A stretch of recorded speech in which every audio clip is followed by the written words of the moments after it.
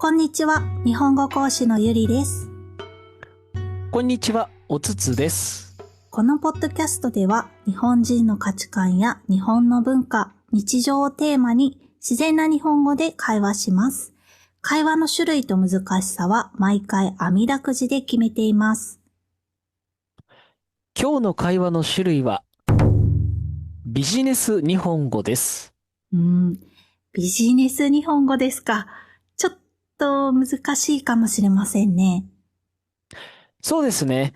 今日の会話の場面は、社内の自分とは違う部署にいるあまり親しくない人たちとの打ち合わせです。なるほど。距離感が遠めなので、敬語も少しフォーマル寄りですね。頑張ってリスニングにチャレンジしてください。本日の表題は関西風 vs 広島風お好み焼きの深い世界です。リスナーの皆さん、お好み焼きをご存知でしょうか？粉物文化として非常に有名ですね。はい。関西の名物としてたこ焼きと並んで広く知られています。本日は関西風お好み焼きと広島風お好み焼きについて両者の特徴や認識の違いをお話しできればと思います。よろしくお願いいたします。よろしくお願いいたします。まず冒頭に中立を保つために申し上げますが、あえて関西風と広島風という呼称を用いております。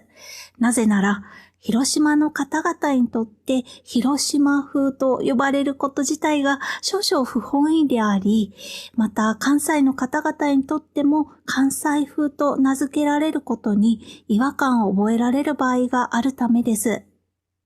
確かに呼称の問題は双方にとって敏感な点ですね。そうですね。ちなみに日本国語大辞典によりますと、お好み焼きは水で溶いた小麦粉に桜エビ、イカ、牛肉、野菜などの具を混ぜ、鉄板で焼きながら食べる料理と定義されています。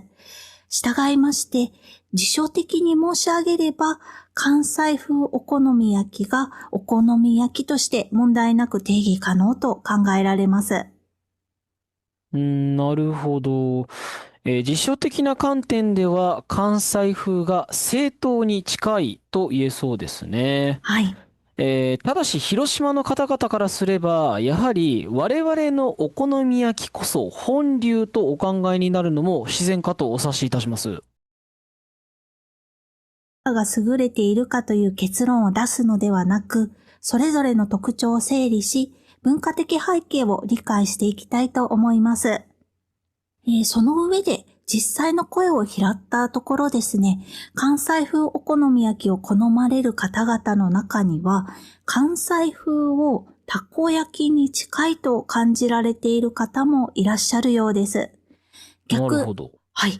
逆に、関西風を好まれる方々には、広島風に対して卵の層が薄く、麺とキャベツが主体であり、お好み焼きとは呼び難いと感じられる場合があるようです。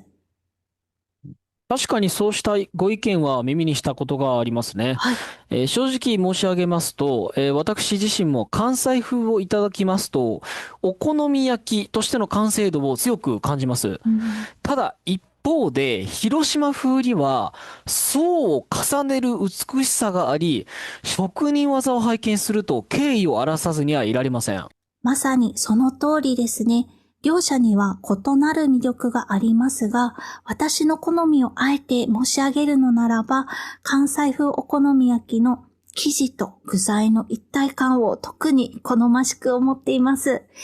もちろん、広島風の麺の食感も大変魅力的ですが、最終的に選ぶとすれば、関西風に軍配を上げたいと考えています。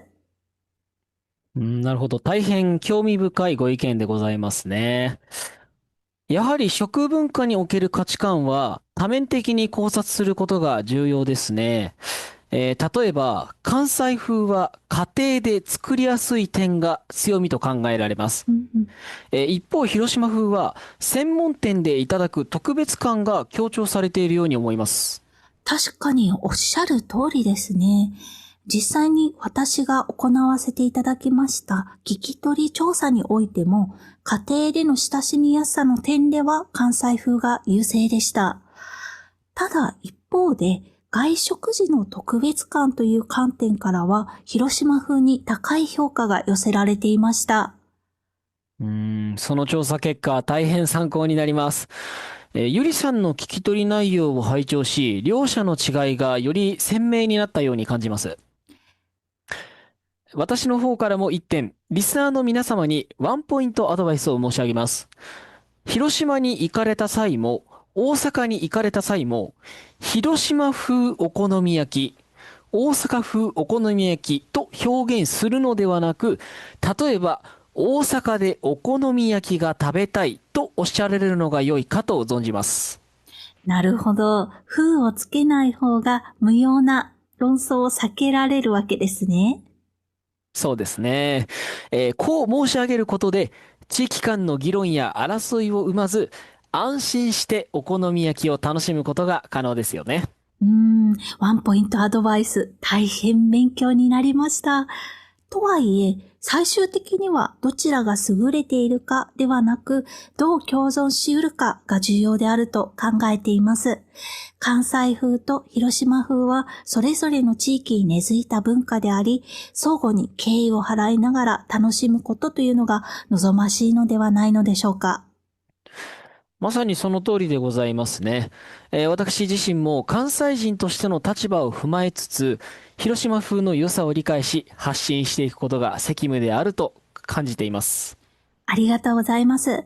本日の対話を通じ、双方のお好み焼きが持つ価値を整理できたのは大変有意義でした。